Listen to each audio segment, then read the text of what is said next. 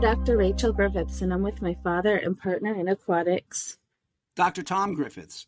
Welcome to the Drowning Files, where each week we share a lawsuit we've been involved in or another true story with suggestions to learn from these tragedies to save lives.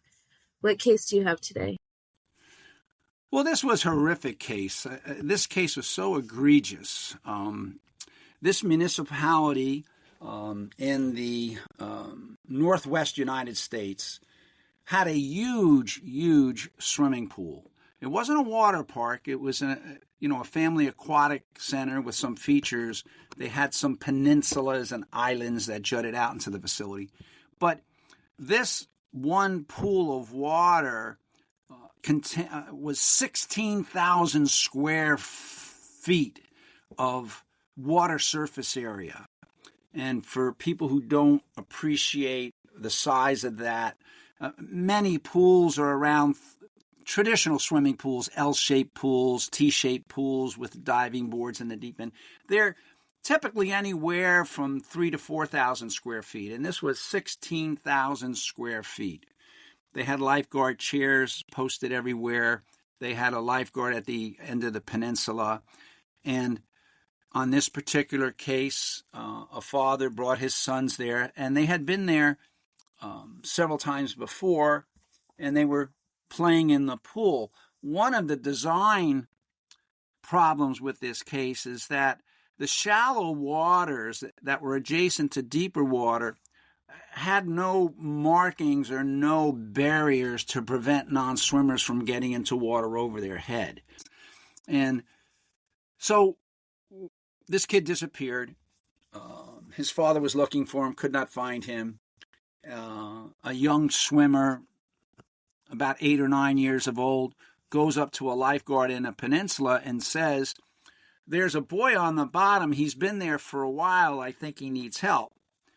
So he was underwater where there was a lifeguard chair vacant, and that lifeguard was responsible for 3,000 square feet where this boy drowned.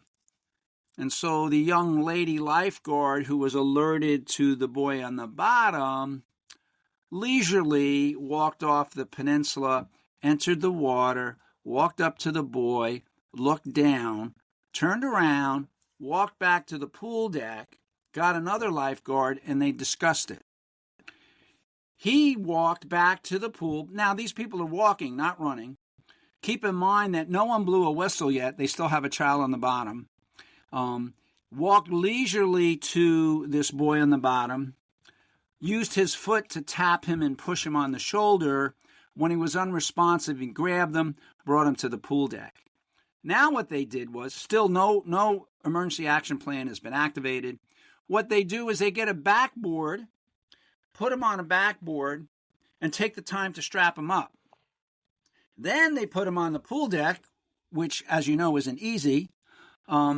And then at that point in time, eventually EMTs begin resuscitation efforts.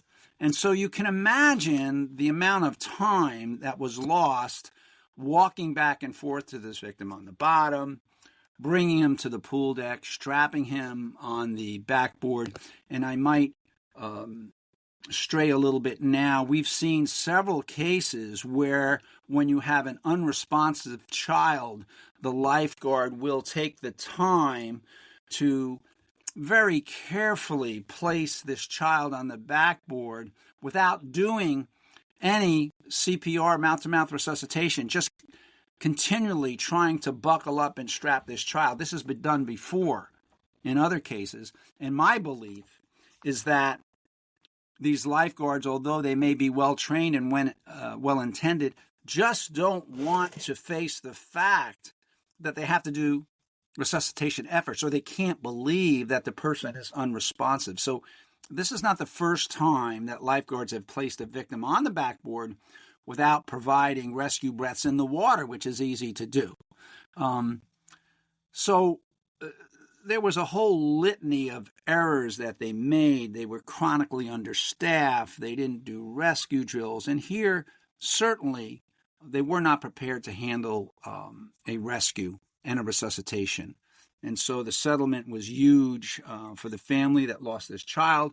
Of course, that huge settlement does not bring the child back. But that's a very horrible, egregious case that I had many years ago.